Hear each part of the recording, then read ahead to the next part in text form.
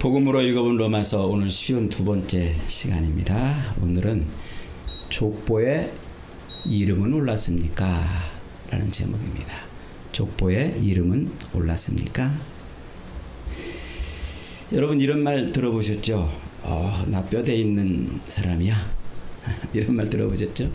이거 언제 이런 말 써요? 뭐 뼈 없는 사람이 어디 있어요? 문어처럼 뭐 흐물흐물해가지고 서지도 못하는 사람이 어디 있겠어요? 다 뼈는 있죠. 이게 도대체 무슨 말이에요? 뼈대 있는 사람이야. 나 뼈대 있는 집안이야. 족보 있는 집안이란 말이죠. 우리 집은 대대로 족보 있는 집안이다. 우리나라에서는 세계에서도 알아주는 그 족보 체계가 있어요. 족보. 그래서 아주 세계에서도 우리나라 족보는 굉장히 연구 대상이라 이렇게 보기도 합니다. 고려 의종 때 왕실의 족보가 만들어지면서 우리나라에서 족보가 시작이 됐대요. 그러다가 1467년에 성종 7년 때 안동권 씨 성화보가 만들어지면서 드디어 오늘날과 같은 체계적인 족보가 출발을 한 거예요. 그러다가 100년쯤 뒤인 1565년에 명종 20년 때 문화유씨 가정보라는 책이 발간이 됐어요. 그러니까 문화유씨 집안에서 그 가정의 족보를 만들어내기 시작했다는 거죠. 이제 그걸 모델로 해서 우리나라 족보가 이제 본격적으로 오늘날과 같은 형태로 만들어지기 시작을 한 겁니다. 그때부터 이제 우리 이 사회는 족보가 통치하고 족보가 지배하는 그런 사회가 됐어요. 그래서 우리 조상들은 아주 수백 년 전부터 이 모든 역사의 희비곡절이 다 이 족보에서 출발하는 거예요.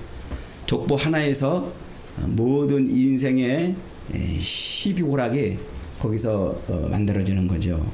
그래서 우리 조상들의 모든 특권과 자랑도 이 족보에서 났어요.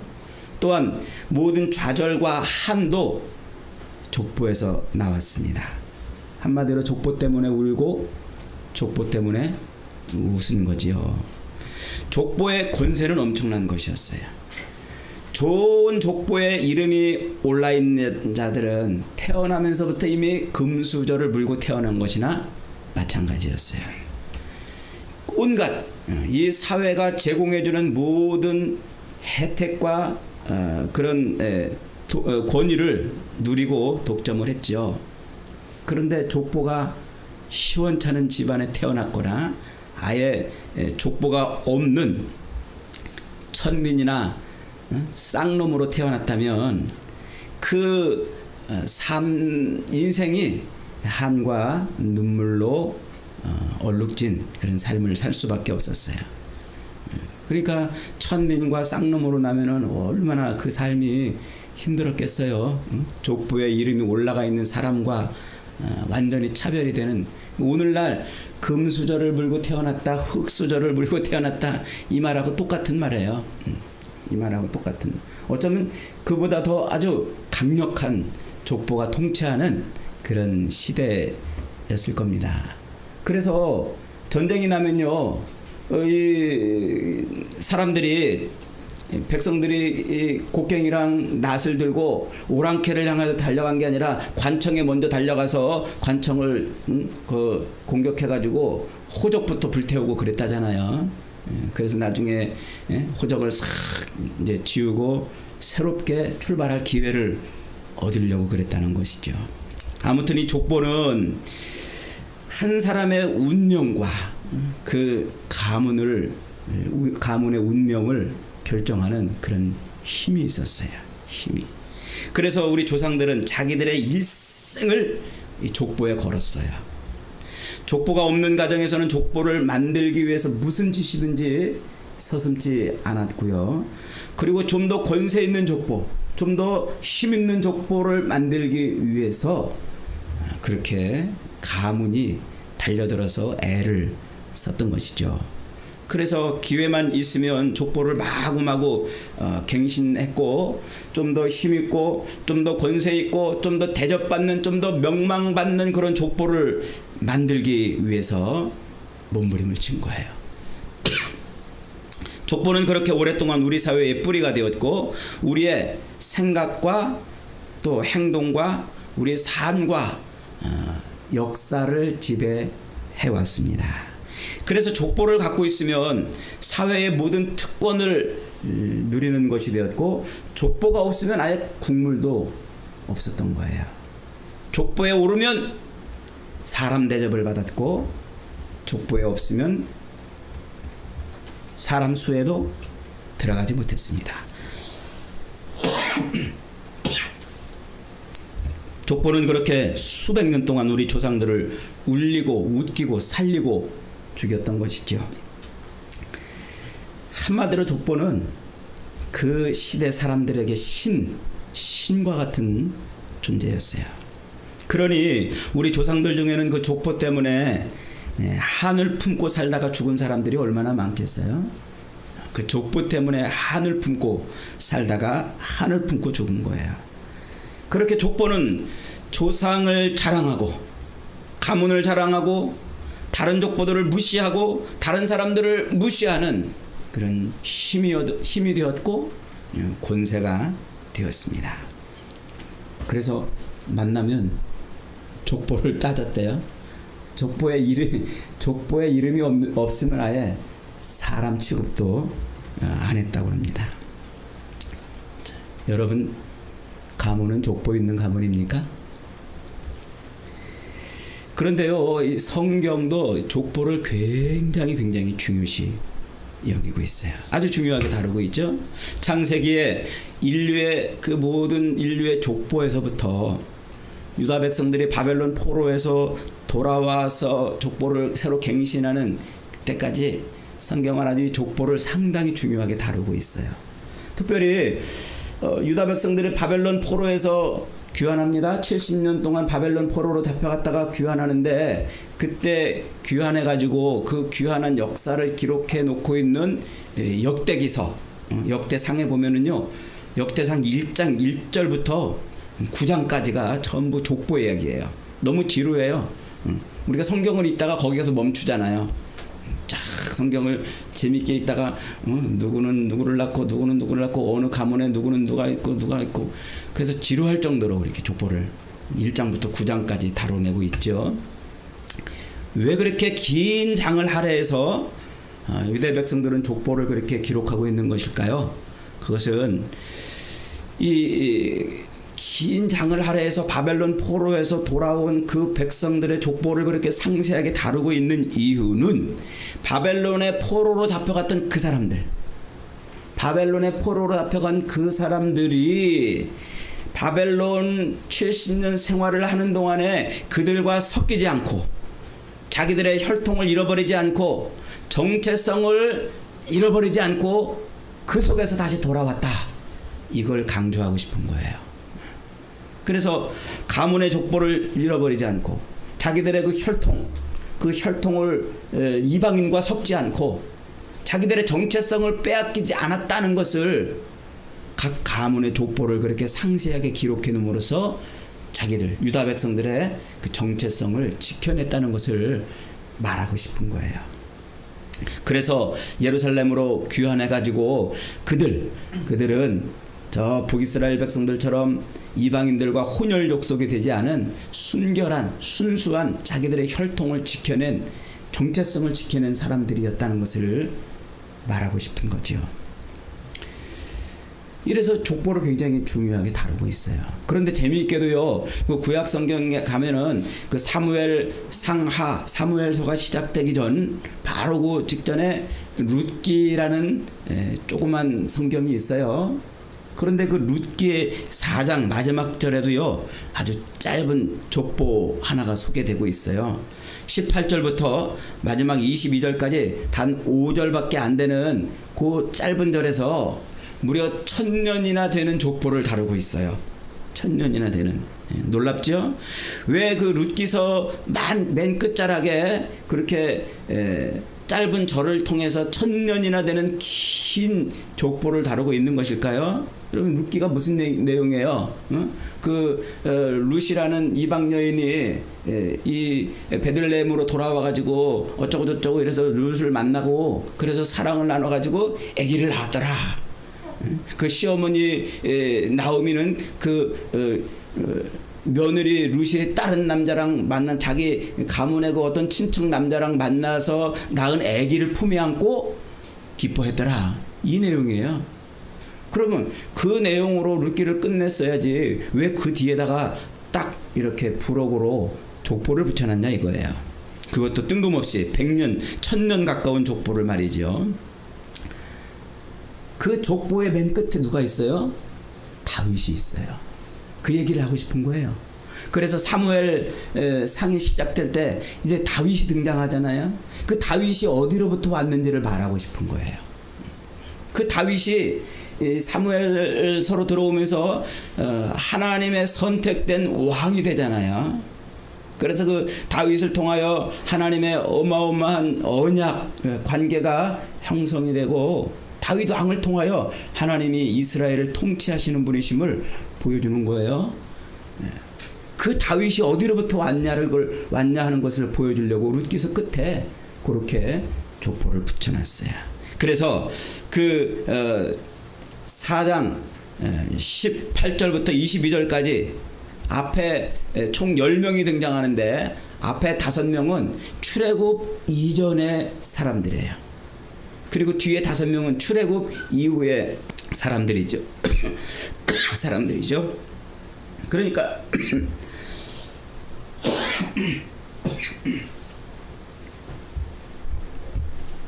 죄송합니다.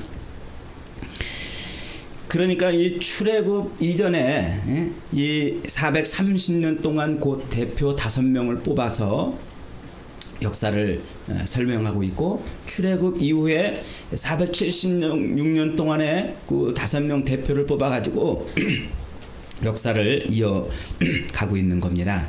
그 족보는 그래서 누가 만드는 족보라고요? 하나님이 그 모든 1000년의 그 역사를 하나님이 주물러 가고 있다. 그래서 다윗을 그 자리에 세웠다고 말하고 싶은 거예요. 그게 룻기서 끝자락에 붙어 있는 족보이죠. 그런데 그 족보가 어디로 연결이 됩니까? 그 족보가 시간을 쫙 지나가지고 마태복음 1장 1절로 연결이 되는 겁니다. 마태복음 1장 1절에서 아브라함과 다윗의 자손 예수 그리스도의 족보라. 아브라함과 다윗의 자손 예수 그리스도의 족보라. 이렇게 연결이 되는 거예요. 그러니까 이 구약에서 하나님께서 공을 들여가지고 사람들의 그 계보를 이어서 만들어놨던 그 족보가 결국 누구 족보로 연결된다는 거예요? 예수 그리스도의 족보로 연결된다는 거예요. 그러니까 그 예수 그리스도의 그 족보, 그 그리스도의 족보를 만들기 위해서 하나님이 구약의 역사를 끌고 왔다는 거예요. 근데 재미있게도 그 그리스도, 예수 그리스도의 그 족보가 성경의 맨 마지막 요한계시록에서 어떻게 등장합니까? 그 족보가 어린 양의 생명책이라 이렇게 등장을 하는 거예요. 그러니까 요한계시록 마지막 그 족보는 그리스도를 통해서 만들어진 어린 양의 족보, 그 족보로 끝을 맺는 거예요.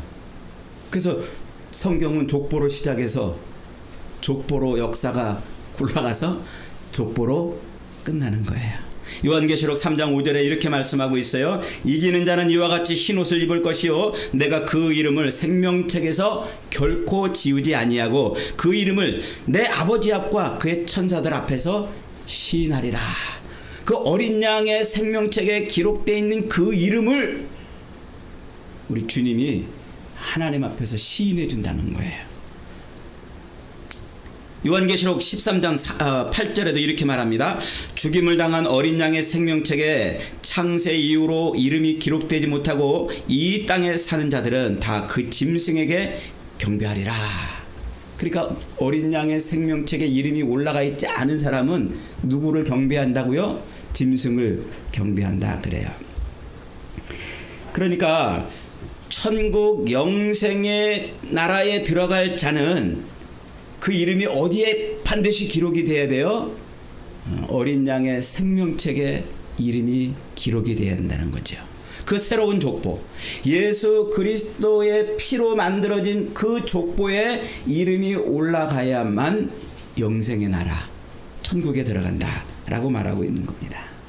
그래서 성경은 이렇게 족보로 시작해서 족보로 끝이 나고 있어요. 그러니까 성경을 제대로 이해하려면 성경의 족보를 알아야 되는 겁니다. 그 어린 양의 족보, 예수 그리스도의 십자가에서 흘리신 그 피로 기록해 놓은 그 어린 양의 족보에 우리의 이름이 올라가지 않는다면 꽝이라는 말이에요. 그 인생은 허망한 인생이라는 거예요. 오늘 우리가 읽은 이 로마서 16장, 로마서 이제 맨 마지막 장입니다. 이 16장은 여러 이름들이 지금 쫙 언급이 되고 있어요. 약 한 37, 8명의 이름이 지금 등장을 하고 있습니다. 그런데 이 많은 이 이름들은 어떤 사람들입니까? 제가 이름을 한번 붙여봤어요. 천국의 영웅들이다. 이렇게. 천국의 영웅들. 결국 이 로마서 16장에서 이 많은 이름들은 천국의 족보에 이름을 올린 사람들인 거예요. 천국의 족보. 여러분, 세상에 족보가 많이 있죠. 우리 조상들의 것이고 우리의 뿌리입니다. 그래서 세상의 족보들도 귀하게 여기지만, 그러나 이 땅에 있는 족보들은요, 다 잠시 후면 다 불타버릴 것들이에요. 우리 집에도 족보책이 3권이나 있어요. 이렇게 두꺼운 책으로 3권이나 있고, 제 조상이 어디고 중간에 어떻게 흘러왔고 뿌리가 어딘지를 알 수 있는 책인데, 이 책이 영원하겠습니까? 아니에요. 잠시 후에 다 이 세상이 불탈 때 그때 다 불타버리고, 하늘이 말리고 별이 땅에 떨어지고 땅의 채들이 녹을 때, 그때 이 모든 세상의 족보들은 다 불타버리지만, 그러나 오늘 천국의 영웅들의 이름이 기록되어 있는 이 족보는 영원히 빛날 족보가 된다는 겁니다. 지금 사람들은 관심조차 두지 않는 이름들이지만, 그러나 그날이 오면 온 세상 사람들이 이 이름을 부러워하고 이 이름을 즐거워한다는 것이죠. 통곡과 함께, 탄식과 함께, 후회와 함께 그 이름을 부러워할 날이 올 거라는 거예요. 왜요? 이 이름들이 곧 천국의 어린 양의 족보에 올라가 있는 이름들이기 때문에 그래요. 이 이름들이, 이 오늘 로마서 16장에 기록되어 있는 이 이름들이 곧 어린 양의 생명책에 기록되어 있는 이름들이기 때문에 그래요. 오늘 사도 바울은 이 이름들을 통해서 우리에게 뭘 가르쳐 주려는 것일까요?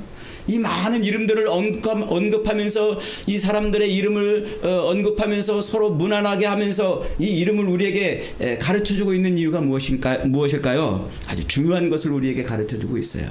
첫째로, 천국 영웅의 족보에는 교회의 일꾼들이 이름을 올린다는 사실이에요. 누가 이름을 올린다고요? 교회의 일꾼들. 여러분 기억하십시오. 교회의 일꾼이 될 때, 그때 천국 영웅의 족보에 오르는 거예요. 놀라운 일이죠. 도시교회든 시골교회든 큰 교회든 작은 교회든 주님의 이름으로 세워진 교회, 예수 그리스도의 십자가로 꽂혀진 그 교회를 위해서 희생하고, 교회를 위해서 헌신하고, 교회를 위해서 봉사하고, 교회를 위해서 일하는 그 이름이 천국 영웅의 족보에 오른다는 사실이에요. 1절에 봅니다. 내가 겐그레아 교회의 일꾼으로 있는 우리 자매 베베를 너희에게 천구하노니. 4절에 이방의 모든 교회도 저희에게 감사한다. 5절에 또 저희 교회에게도 문안하라. 6절에 너희를 위하여 많이 수고한 마리아에게도 문안하라. 교회를 위해서, 너희를 위해서 애쓰고 수고하고 땀 흘리고 눈물을 흘린 그 모든 이름들을 하나하나 다 열거하면서 서로 문안하라. 문안하라. 이 문안하라 이 말은 기억하라 이 말이에요. 기억하라. 인사하라. 이런 말도 있지만 잊어버리지 말아라. 그 이름을 잊어버리지 말아라. 왜요? 그 이름이 천국 영웅의 족보에 오른 이름이기 때문에 그래요. 그들은 다름 아닌 교회의 일꾼들이었어요. 교회를 위해서 수고한 사람이 바로 그 족보에 올라가는 겁니다.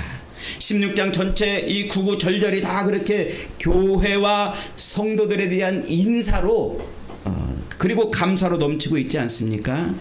여러분, 교회의 일꾼이 될 때 천국 영웅의 족보에 이름이 올라가는 줄 믿으시기 바랍니다.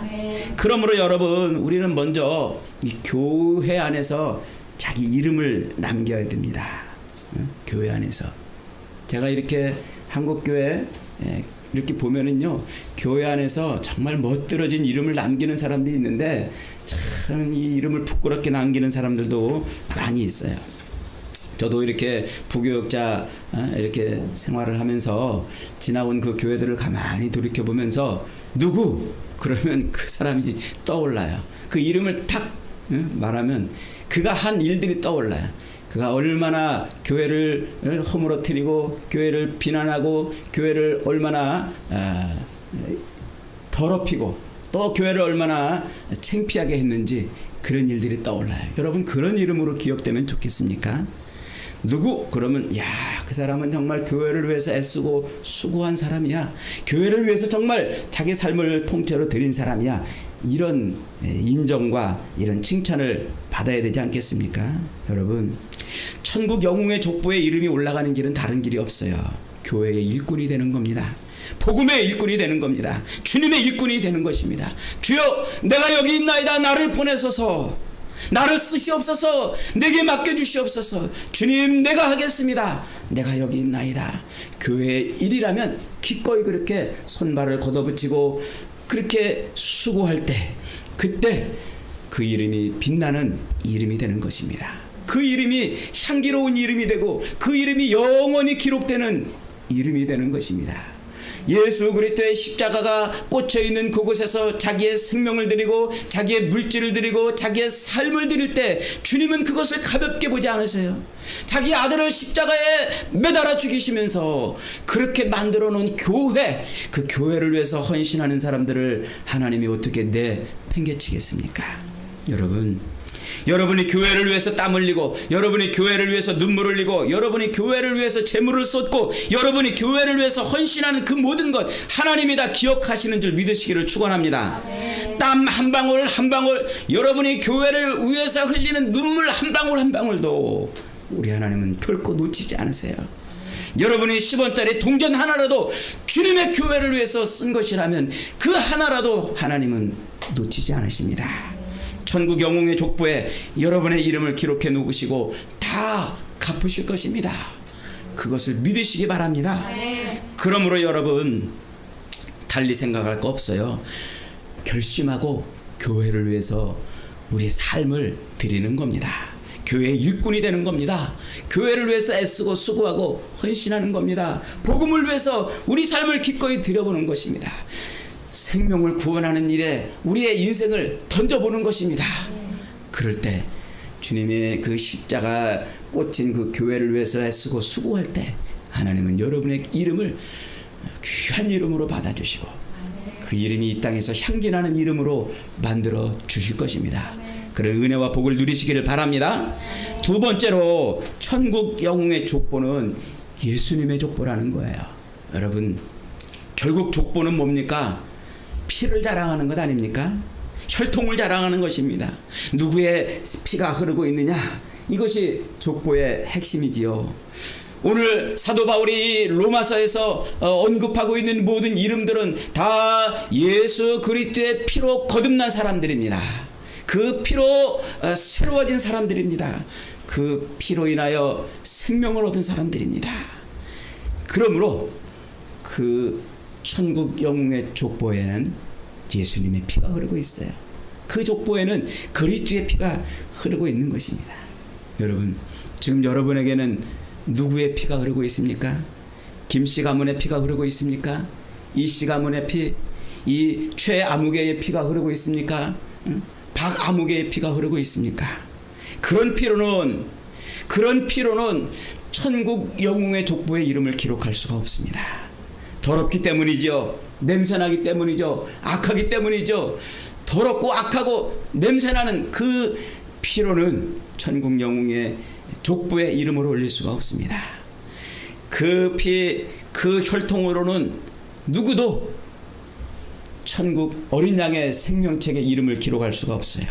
그 피를 가지고 오히려 하나님 앞에 나가면 그는 한 발자국이라도 하나님 앞에 가는 순간 저주를 받을 것입니다. 여러분, 천국 영웅의 족보의 시조는 누굽니까? 그분이 예수님이에요. 그분이 예수님이 그 족보의 시작이고, 그래서 그 예수님의 피가 그 족보에 올라가는 모든 사람들의 혈관에 흐르는 거예요. 예수의 혈통으로 이루어진 족보가 어린 양의 족보인 것이죠. 그래서 온 세상이 다 예수 안에서 하나가 되는 것입니다. 그래서 예수를 믿으면 모두가 다 한 형제가 되고 한 자매가 되고 하나님을 한 아버지로 고백하는 그런 놀라운 관계가 되는 거지요. 이것이 어린 양의 족보의 능력입니다. 오늘 본문을 자세히 보십시오. 오늘 본문에서 반복되고 있는 말씀이 무엇입니까? 그리스도 안에서, 주 안에서, 예수 안에서라는 말입니다. 예수 안에서가 뭡니까? 어린 양의 그 족보 안에서라는 말이죠. 예수 안에서, 그리스도 안에서, 그 피 안에서 새로워질 때 모든 것이 다 하나가 되고 모든 것이 다 통합이 되고 모든 민족과 모든 신분과 모든 세대가 다 이 예수의 이름 하나로 다 통합이 되는 것이죠. 여러분, 천국 영웅의 족보는 어린 양의 족보입니다. 예수님의 족보입니다. 사람이 이 땅에 육신을 입고 태어나서 이 어린 양의 족보에 이름이 올라가지 못한다면 그는 차라리 태어나지 못한 만한 인생인 것입니다. 사람으로 태어났다면 이 땅에 육체를 입고 육신으로 이 땅에 태어났다면 반드시 육체가 숨을 거두는 그날까지 어린 양의 족보에 이름을 올려야 됩니다. 이 족보에 이름을 올리지 못하면 결단코 천국에 들어가지 못한다고 요한계시록은 우리에게 선언하고 있어요. 요한계시록 20장 15절에 누구든지 생명책에 기록되지 못한 자는 불못에 던져지리라. 21장 27절에 무엇이든지 속된 것이나 가증한 일 또는 거짓말하는 자는 결코 그리로 들어가지 못하되 오직 어린 양의 생명책에 기록된 자들만 들어가리라. 여러분, 옛날에도 족보 때문에 울고 웃었지요. 족보의 권세는 엄청난 것이었어요. 족보에 이름이 있는 자들은 태어나면서부터 모든 사회의 특권과 권리를 누리면서 삶을 시작합니다. 금수저를 물고 태어나는 것이죠. 족보에 이름이 없는 천민이나 쌍놈들은 정말 한많은 세월을 살아야만 했습니다. 족보의 권세는 한 사람의 운명을 그렇게 지배했습니다. 세상 족보도 그러할진데 여러분, 하늘의 족보, 하나님의 족보, 어린 양의 족보는 얼마나 더하겠습니까? 어린 양의 피로 기록한 그 족보의 권세는 얼마나 더하겠습니까? 어린 양의 피로 기록된 그 족보는 우리의 인생을 이 땅에서뿐만 아니라 영원까지 책임지는 줄 믿으시기 바랍니다. 그 족보에 이름이 있는 자는 이 땅에서도 하나님의 특별한 사랑과 보호를 받습니다. 그것이 족보의 권세입니다. 그 어린 양의 피로 기록된 족보에 이름이 올라가는 사람은 이 땅에서도 하나님의 권능과 능력을 받고 살아가는 거예요. 그래서 그 족보에 이름이 올라갔을 때 우리가 하나님을 아버지라고 부르는 순간 하나님의 권능이 그에게 임하는 거예요. 하나님의 능력이 그에게 임하는 겁니다. 그 족보에 이름이 올라가 있는 사람이 하나님 앞에 구하면 너희가 내 이름으로 지금까지 아무것도 구하지 아니하였으나 구하라 그리하면 주시리니 너희가 풍성히 받으리라 말씀하잖아요. 이게 족보의 권세예요. 이게 족보의 능력입니다. 이게 족보의 힘입니다. 이게 어린 양의 족보의 능력입니다. 이 족보에 여러분 이름이 올라가 있습니까? 이 족보에 이름이 올라가는 순간 우리는 세상에서 금수저 물고 태어난 사람보다 더 큰 권세와 능력과 은혜를 누리는 줄 믿으시기를 축원합니다. 여러분 집에 족보가 있습니까? 김씨 족보, 이씨 족보, 권씨 족보, 최씨 족보가 아닙니다. 예수님의 피로 기록된 족보가 있냔 말입니다. 거기에 여러분의 이름과 여러분의 가족들의 이름은 다 기록이 되어 있습니까? 만약에 아직도 그 어린 양의 족보의 이름이 기록되어 있지 않다면 여러분 이 땅에 사는 동안 우리의 인생은 별 볼 일 없는 인생, 눈물과 한으로 점철된 인생일 수밖에 없어요. 그러나 어린 양의 피로 기록된 그 어린 양의 족보에 여러분의 이름이 기록되는 그 순간 여러분 하늘의 권세를 누리는 복된 인생들이 되는 줄 믿으시기를 바랍니다. 예수님이 피로 값주고 세우신 이 교회를 위해서 일할 때 하나님은 우리의 이름을 올려주십니다. 어린 양의 피를 믿을 때, 그 피를 믿을 때 그 피로 하나님의 어린 양의 족보에 우리의 이름을 기록해 놓으시는 겁니다. 여러분 예수의 피가 흘러야 돼요. 저와 여러분의 혈관에 예수의 피가 흘러야 돼요. 어린 양의 피가 우리의 삶에 흘러야 됩니다. 어린 양의 피를 믿으십시오. 그 피를 의지하십시오. 그 피를 붙드십시오. 그리고 그 피로 세워진 교회를 위해서 헌신해 보십시오. 그러면 여러분의 인생은 그야말로 대박난 인생이 될 것입니다. 양반의 피만 흘러도, 세상의 왕족의 피만 흘러도 스스로 몸가짐을 조심하고 생각과 태도가 당당했는데 하늘의 권세를 가지고 있는 세상의 모든 창조주요 통치자이신 그 하나님의 권세가 담겨있는 그 어린 양의 족보의 이름이 올라가 있다면 무엇을 두려워하겠습니까? 무엇을 걱정하고 무엇을 염려하고 무엇을 불안해하겠습니까? 그 위대한 이름으로 우리의 이름이 불려진다면 우리는 이 땅에서 하나님의 영광을 누릴 수 있는 것입니다. 여러분 옆에 분에게 한번 축복해 보세요. 우리 뼈대 있는 집안이야.